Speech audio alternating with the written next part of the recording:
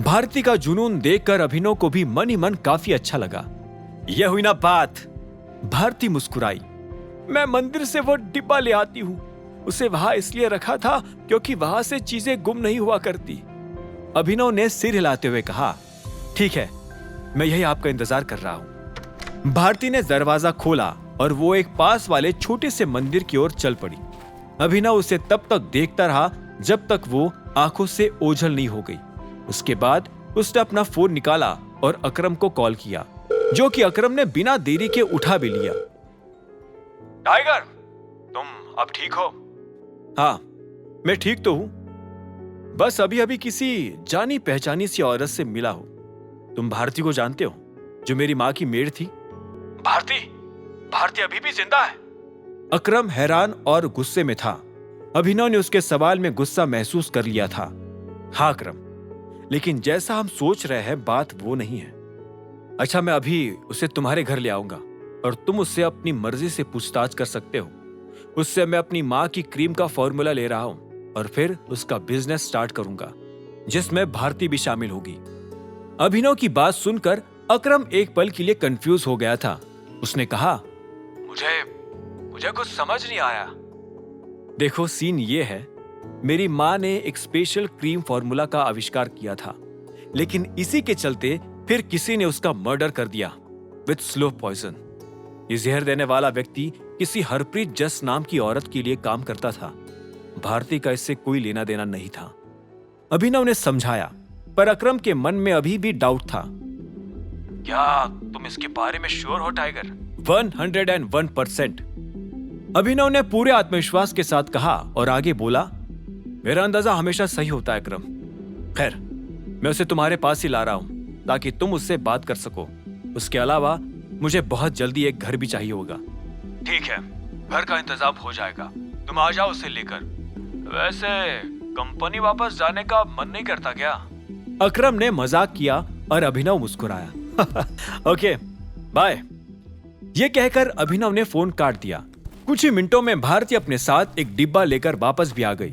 उस डिब्बे को इतनी सारी थैलियों में लिपटा देखकर ही अभिनव समझ गया था कि उसे कितना संभाल कर रखा गया था।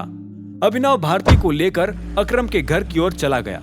वहां पहुंचते ही उसने भारती को अकरम के साथ लिविंग रूम में छोड़ दिया ताकि वो अपनी पूछताछ कर सके, और अभिनव खुद घर के पीछे बगीचे में टहलने चला गया था। उसके दिमाग में फिलहाल बहुत सारे विचार घूम रहे थे, लेकिन फिर भी एक बात पहले से ही क्लियर थी। उसने अपना फोन निकाला और डॉन को कॉल किया, जो कि उसने तीसरी घंटी बजने के बाद उठाया। Hello boss. डॉन की आवाज गूंज उठी और अभिनव ने तुरंत अपना सवाल किया, लक्ष्य और निहारिका कैसे हैं? वो ठीक है, डॉक्टर ने कहा है कि वो बच जाएंगे, बस अभी तक उन्हें होश नहीं आया है। गुड, जब भी लक्ष्य उठे तो मुझे बता देना। इसके अलावा ध्यान रखना कि वो हमेशा प्रोटेक्शन में ही रहे। मैं नहीं चाहता कि कोई भी आदमी एक पल के लिए भी उसके कमरे से बाहर जाए। अभिनव ने ऑर्डर देते हुए कहा, हाँ बॉस, उसकी आप टेंशन मत लो। अभिनव ने सिर हिलाया। ठीक है, डिसमिस्ड। बॉस रुको। अभिनव के फोन काटने से पहले ही डॉन ने अचानक कहा, यहाँ कुछ लोग हैं जो आपसे मिलना चाहते हैं। अभिनव ने एक भौं उठाई। कौन लोग? डॉन एक पल के लिए चुप हो गया। बेहतर होगा अगर आप उनसे पर्सनली मिले।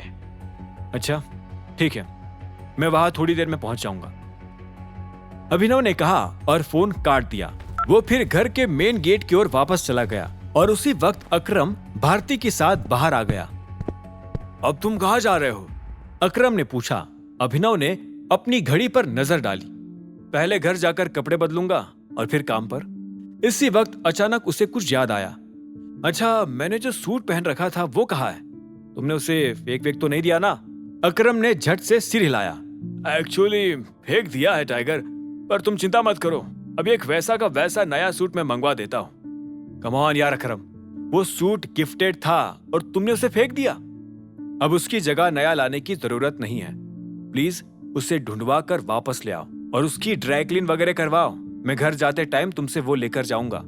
ठीक है, अकरम ने सिर हिलाकर कहा और फिर भारती की ओर देखकर कहा, मैं एक बार फिर से माफी मांगता हूं भारती। अगर तुम्हें किसी भी चीज की जरूरत हो तो बेझिझक मुझे बता देना, ठीक है? भारती ने धीरे से सिर हिलाया। जी, थैंक यू। अभिनव ने एक पल के लिए उनकी ओर देखा और फिर अकरम से कहा, हमारा कोई आदमी भारती को उनका नया घर दिखा सकता है क्या? मैं अभी थोड़ा बिजी हूं। ठीक है, मैं कुछ अरेंज करता हूं, अकरम ने सिर हिलाते हुए कहा। थैंक्स। अभिनव ने फिर भारती की ओर देखा और कहा, मेरे वापस आने के बाद हम लोग थोड़ी शॉपिंग पर चलेंगे, आप रेडी रहना। भारती ने हामी में सिर हिलाया। वो अंदर ही अंदर काफी खुश थी। अभिनव भी पलटकर अब अपनी गाड़ी की ओर जाने लगा। चलते चलते ही उसे चक्कर भी आने लगे थे। उसे महसूस हुआ कि आज उसने जरूरत से ज्यादा मेहनत कर ली थी, पहले लड़ने में और फिर जिम में। हालांकि अभी भी सोने जाने से पहले कई सारे काम खत्म करने बाकी थे, जिसमें एक था अपनी नई कंपनी के लिए एक सही नाम ढूंढना और नाम बदलने की प्रोसेस स्टार्ट करवाना। इसके अलावा उसे नए वर्कर्स की भी जरूरत पड़ने वाली थी। इसी वक्त उसे इंदु याद आई, जो कुछ दिनों पहले नौकरी की तलाश में उससे मिलने आई थी। उसने अपने फोन पर कॉन्टैक्ट्स खोले और इंदु का नाम सर्च किया। उसने तुरंत उसका नंबर डायल किया और इंदु ने दूसरी घंटी बजने के बाद ही फोन उठा लिया। हेलो सर, मेरे पास तुम्हारे लिए एक काम है, 2 घंटे के अंदर मुझसे ऑफिस आकर मिलो। अभिनव ने एक सांस में अपनी बात कही। आगे की कहानी जानने के लिए देखें अगला एपिसोड सिर्फ पॉकेट एफएम के यूट्यूब चैनल पर, और द रिटर्न ऑफ टाइगर के सारे एपिसोड्स को सुनने के लिए डिस्क्रिप्शन में दी लिंक से डाउनलोड करें पॉकेट एफएम ऐप।